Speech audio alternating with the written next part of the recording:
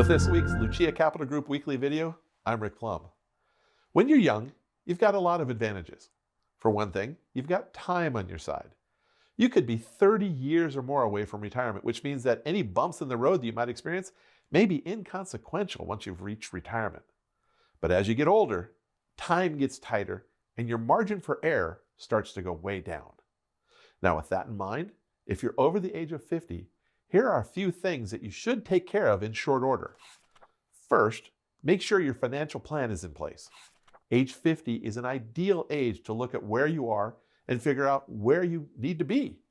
Have any of your goals changed over the last 20 years? Are you making more money now than you thought you would, or less? Maybe you've got grandchildren now, or maybe your own kids have moved somewhere and you'd like to be closer to them. Whatever your situation, your financial plan should reflect your most recent goals.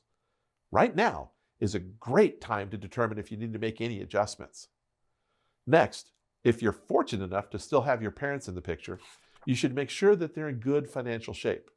And if they've already made plans for themselves well in advance, that's wonderful. If not, it's a good idea to sit down with them and make sure that they have something more concrete in place. Third, you should start thinking about your own estate planning.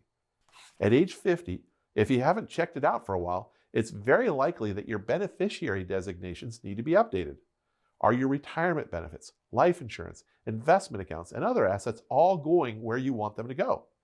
And if you're divorced or remarried, you should check that your ex-spouse is not receiving anything you don't want them to, like an old 401k that you never rolled over.